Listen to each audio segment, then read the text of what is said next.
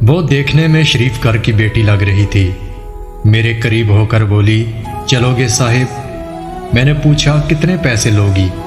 کہنے لگی، آپ کتنے پیسے دیں گے؟ میں نے اس کی گہری نیلی آنکھوں میں جھانک کر دیکھا اور کہا، آؤ گاڑی میں بیٹھو۔ وہ گاڑی میں بیٹھی اور ڈرتے ہوئے بولی، کتنے آدمی ہو؟ میں نے مسکرا کر کہا، میں اکیلا ہی ہوں۔ وہ کچھ دیر خاموش بیٹھی رہی، پھر بولی، آپ مجھے سگریٹ سے جلاؤ گے تو نہیں؟ میں نے مسکرا کر کہا، بالکل بھی نہیں۔ وہ کہنے لگی، آپ بے شک پیسے کم دے دینا، مگر میرے ساتھ کچھ برا نہ کرنا۔ وہ بہت خوبصورت تھی اور اس کی معصومیت اس کی باتوں سے ٹپک رہی تھی، مگر پتہ نہیں کیا مجبوری تھی کہ وہ جسم بیچنے پر مجبور تھی۔ میں نے پوچھا، کھانا کھایا ہے؟ کہنے لگی، نہیں۔ میں نے ایک ہوٹل کے سامنے گاڑی روکی، کھانا پیک کروایا اور گاڑی میں بیٹھ کر آفس کی طرف چل دیا۔ رات کے 11 بج رہے تھے، سب اپنا کام کر رہے تھے، مگر وہ مسلسل میری طرف دیکھ رہی تھی۔ میں نے کھانا پلیٹ میں ڈالا، اسے کہا، ہاتھ دھو لو۔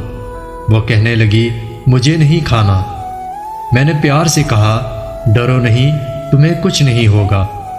وہ ہاتھ دھو کر آئی، میرے سامنے کرسی پر بیٹھ کر کھانا کھانے لگی۔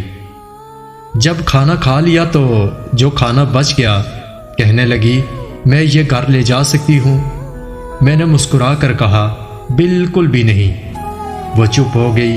وہ اپنا برقع اتارنے لگی تو میں نے کہا، رک جاؤ اور میرے پاس آ کر بیٹھو۔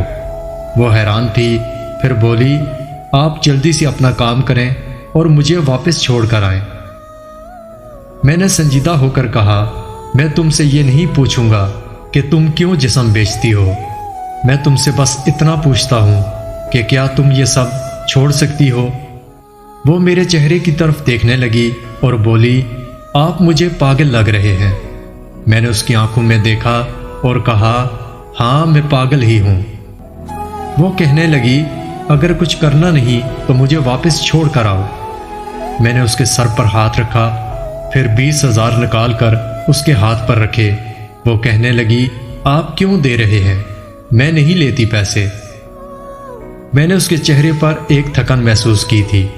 وہ آنسو رو کے بیٹھی تھی، بار بار یہی کہہ رہی تھی، مجھے واپس چھوڑ کر آؤ۔ میں نے اسے یقین دلایا کہ ڈرنے کی کوئی بات نہیں۔ پھر میں نے کہا، اچھا یہ بتاؤ، زندگی نے بہت درد دیا نا؟ یہ سنتے ہی اس کی آنکھیں نم ہو گئی، جیسے کوئی قیامت گر گئی ہو اس پر۔ میں سمجھ گیا تھا کہ کوئی بہت بڑا درد لیے گھوم رہی ہے۔ وہ کہنے لگی، میرا شوہر مر گیا ہے، 3 بیٹیاں ہیں، سسرال والوں نے نکال دیا، ماں باپ فوت ہو چکے ہیں، کوئی بھائی بہن بھی نہیں ہے۔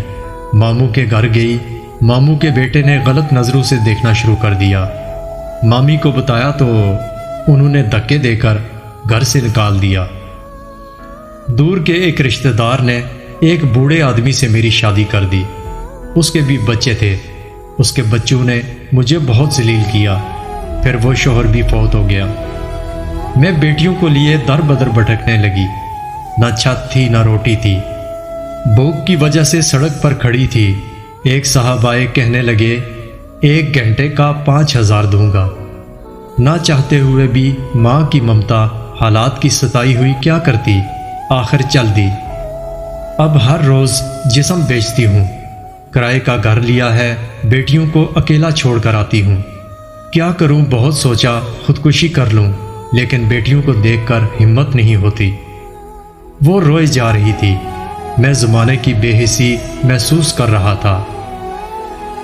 میں نے اس کے سر پر ہاتھ رکھا اور کہا، آج سے میں تمہارا بھائی ہوں، آج سے تم اپنی بیٹیوں کے ساتھ میرے آفس کے اوپر والے روم میں رہو گی۔ وہ یقین نہیں کر پا رہی تھی۔ میں نے اسے گاڑی میں بٹھایا اور اس کے گھر چلا گیا۔ بیٹیاں سوئی ہوئی تھی، بہت پیاری تھی۔ وہ مسلسل روئے جا رہی تھی اور کہتی، آپ انسان نہیں فرشتہ ہیں۔ وہ دعائیں دینے لگی۔ میں انہیں آفس لے آیا۔ میں نے کہا، اب تم سو جاؤ۔ میں اپنے آفس روم میں گیا، میرے سامنے سے وہ چہرہ گزرا جو ایک لڑکی اپنے شوہر سے جھگڑا کر رہی تھی، اسے کہہ رہی تھی مجھے طلاق دو، تمہیں میری قدر نہیں۔